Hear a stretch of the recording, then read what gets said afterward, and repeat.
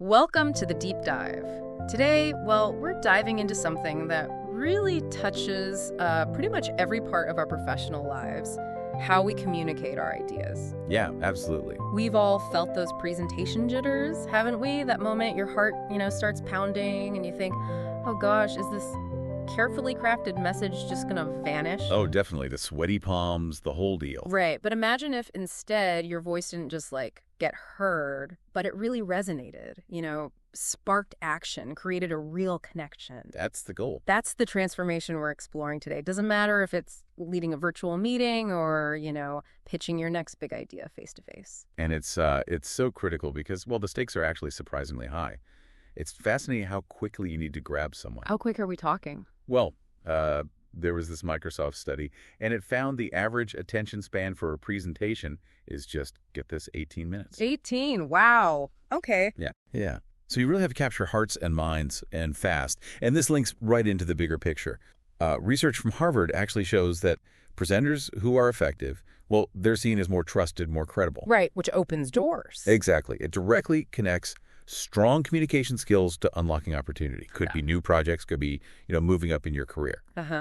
So this deep dive, it's really about helping you channel your energy, sort of turn it into this bridge between your ideas and, the audience's imagination. We'll get into a foundational three-phase structure, some really practical tips to amplify your voice, and insights from the experts. That link you mentioned, unlocking opportunity, that feels really significant. Can you maybe give an example, like how a presentation, maybe not even a formal pitch, directly opened a door? Oh, sure. I actually remember this data scientist. She was giving just a routine internal update, nothing fancy planned. Okay.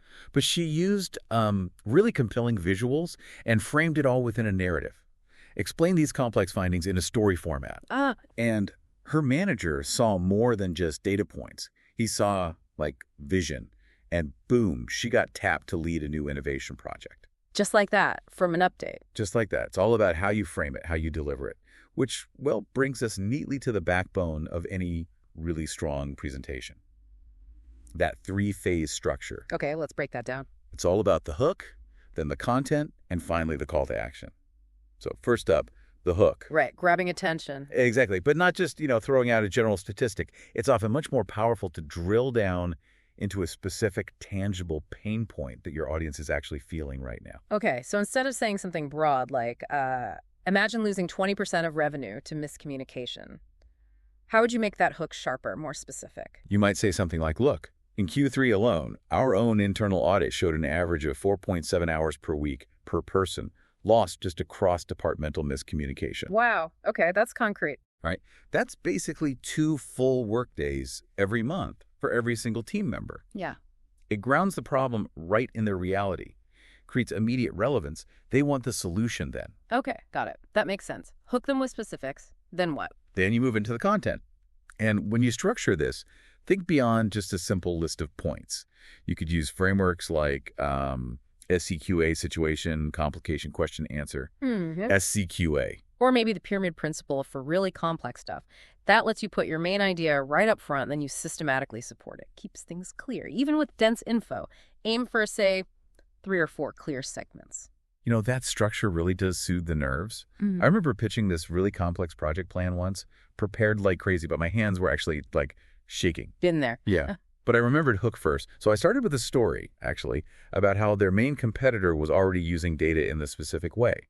And that immediate engagement, it kind of helped me find my flow. Yes, flay. Let me turn that nervous energy into just focus. That's a perfect example. That flow state you're talking about, that's where it feels almost effortless, right? Yeah. You're so present, so connected to your message and the audience that your natural energy just becomes this bridge for your ideas. Yeah, exactly. And the structure gives you these clear anchor points throughout. You can sort of see the light at each step, which really frees you up to just focus on delivery, doesn't it? Absolutely. That freedom is everything. It lets you really kind of inhabit the message. And that's where these next techniques come in, amplifying your voice. So let's talk about 3 simple but really powerful tips here. First one, voice variation. Yes. And when we say voice variation, it's not just about talking faster or slower, though that's part of it. Right. It's also about using strategic pauses. Let things sink in, build a little anticipation, varying your pitch, higher for enthusiasm, lower for maybe gravity or seriousness, and controlling your volume, maybe leaning in and getting quieter to draw people in, or speaking up to command attention. Like a musical score for your words. I like that. Exactly. Highlighting the keynotes for your audience. Okay, so voice is crucial. What about our physical presence? Body language. Seems so basic, but easily forgotten, right? So easily. And it's way more than just stand up straight. It's about moving with purpose. Yeah. Not just pacing nervously. Genuine smiles. Using gestures naturally, not like a robot. And that energy, it travels. It really does. Doesn't matter what language you're speaking. Yeah. Your physical presence, even subtle things like leaning in slightly or keeping an open posture, it all signals confidence, approachability, authenticity. Okay, so here's the scenario. I'm presenting remotely, right, to my team. And suddenly, my cat decides to walk right across the keyboard. How do you handle that kind of unexpected thing gracefully? Is there like a rule? That's brilliant. And honestly, it's a perfect chance to show adaptability. Really? Yeah. A genuine laugh, a quick comment like, looks like we have a new co-presenter today. Something self-deprecating. It can actually make you seem more authentic, more human, and connect you even more. It shows you're present and can roll with things. Okay, so embrace the unexpected sometimes. Within reason, yeah. Which kind of leads us to the third point. The strategic use of visuals. Slides. I see so many slides just crammed with text, like it's the presenter's script. What's the deep dive take on visuals? Well, first off, they're cognitive anchors, right? Not teleprompters. Our brains process images way, way faster than text. Neuroscience backs this up. Makes sense. So a single, really impactful graphic or a bold, minimalist heading, maybe a clean, clear chart. Yeah. It acts like a mental shortcut. It helps recall, helps understanding, but without drowning people in words, they could just read themselves. So support, don't replace. Exactly. They should support you, not the other way around. This brings up a big point, especially now. Connection. So much presenting is online. It can feel like talking into a void sometimes. How do we build that connection through a screen? That is the challenge, isn't it? Yeah. But what's fascinating is the principle is similar. Even looking at a camera lens, you should try to imagine you're looking at one person. Maintain that focused gaze. Okay, focus on the lens like it's a person. Yeah, that consistent eye contact, even virtual, it builds perceived trust and presence. And building on this, remember the power of stories. Nancy Duarte, the presentation guru. Yeah, I know her work. She famously said, people remember stories 22 times more than facts alone. 22 times. Oh, huge. Huge, right? So it's not just tacking a story on at the end. It's about weaving your data, your facts, into the very fabric of a story. That's what makes it unforgettable. Okay, that's a really crucial point about stories lasting. But what if, your data is the main point? How do you avoid just appending a story and truly weave the data in?